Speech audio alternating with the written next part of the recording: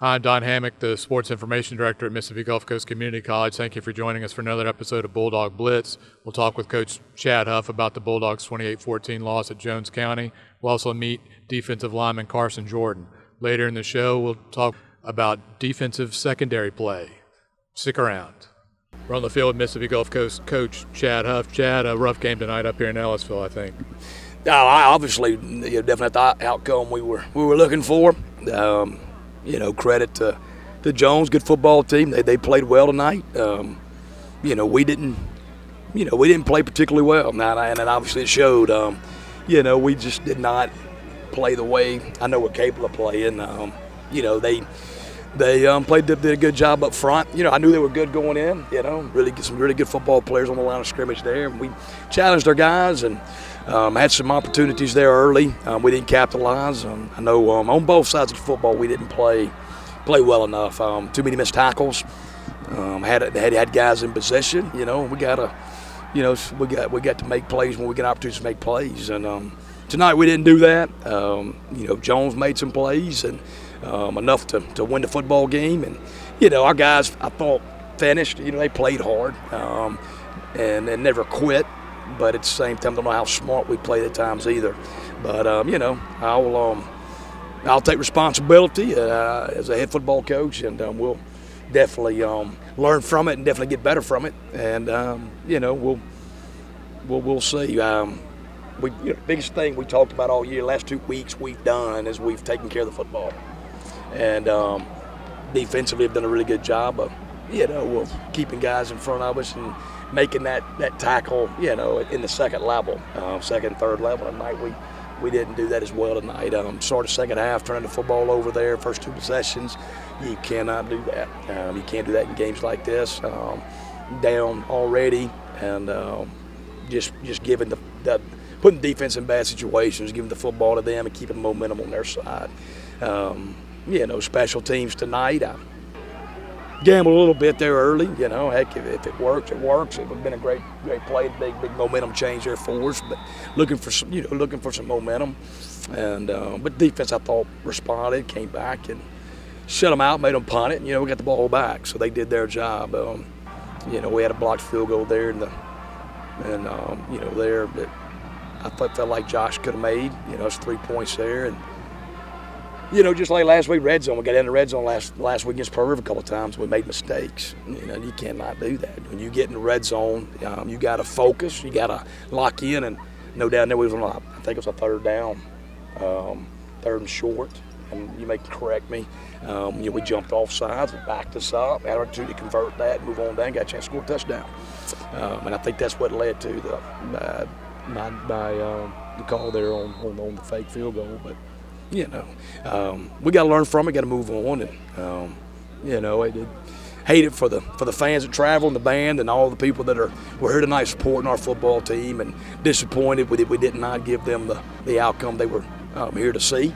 But we will definitely learn from it and move on, and and try to find a way to keep our guys focused and see what lies ahead for us.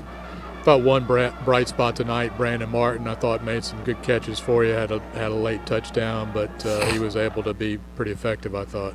He did. He did. I'm proud of Brandon. Definitely made some plays for us there down the stretch, kept some drives alive for us. And, proud of the receiving corps. I thought thought we threw and called well there with opportunities given to us.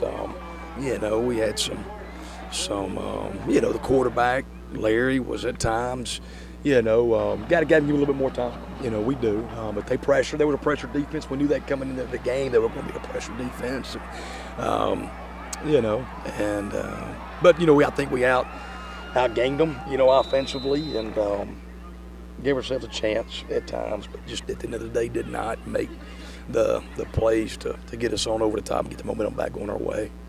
Now Saturday we have to wait on the outcome of a couple other games. Basically, as long as we don't end up in a three-way tie with East Central, who would have to lose at Southwest, and with Colin, who would have to win, we'll be in the playoffs, be the number 2 seed. So there'll be a little watching of the computer screens, I think, on Saturday. Yeah, definitely. We'd be definitely looking at that football game and seeing what comes of it, and given the opportunity. And I know this football team wants it, and I think we've played well enough to deserve that opportunity to keep playing. And we'll see what happens and take it in stride and just kind of go with what happens on Saturday, and hopefully it's an opportunity for this football team to get there and keep playing.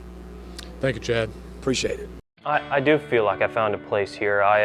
When I first came down here, I was a little nervous, being 900 plus miles away from home and not having my parents to be around or any of my friends that I had known all my life. And so when I came down here, and Miss Tommy, she helped me meet some new people, and having the learning lab over there where we all just hung out in between classes, that was a great opportunity for me. I made some pretty good bonds while I've been down here, so I will miss that the most. Mississippi Gulf Coast defensive lineman Carson Jordan excels on the field and in the classroom, carrying a 3.7 GPA. Let's meet Carson.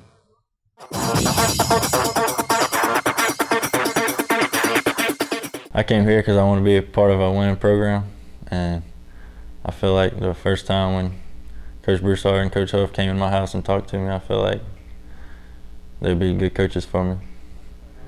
Yeah, I've enjoyed it so far. They've been good to me.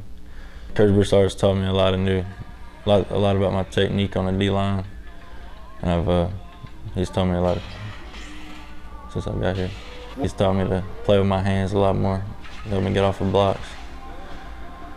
I feel like he's a really knowledgeable young coach, and I feel like he's one of us sometimes, and he's really fun to play for because he always knows when to be serious and when to lighten things up a little bit, and I like that about him. It's amazing. I ain't never seen anything like it before. It's huge. Even the D1 schools that I've visited so far don't have anything like this. He's a really inspirational coach. He knows how to get you fired up before a game, and I feel like that helps me play a lot harder. I will come out and do individual drills with the D-line, and then we'll go meet up with Coach Davis and kind of walk through some blitzes and stuff. And then we'll come together with the O-line sometimes, do one-on-ones, do inside drills sometimes, and then towards the end of practice, we'll scrimmage. I got a couple schools on my mind. I'm not gonna say who yet, but I haven't really made up my mind all the way yet. I've taken Bio 1 and 2, chemistry, calculus. I've taken some English classes, stuff like that. I like spending time with my friends, going out in the woods, hunting, stuff like that, riding around the woods. My plan for my future is finishing my officer package, utilizing the degree I got from Mississippi Gulf Coast, and then from there, hopefully I learn a lot on this ship that I'm going to, and I can be an officer anywhere in the world. Wherever they send me, I'm ready for. When I first checked the board, they had a representative for the Gulfport military base, and they recommended a few schools from the Mississippi Gulf Coast seemed like the best choice to go with. And the college understands that they have military students on board, and we actually have a department getting open just for the military right now. They really go out of their way to make sure that I'm well taken care of. Gulf Coast defensive back coach Stevon Moore played for a couple of legendary coaches in his time in the NFL. Let's talk with Stevon about defensive back play.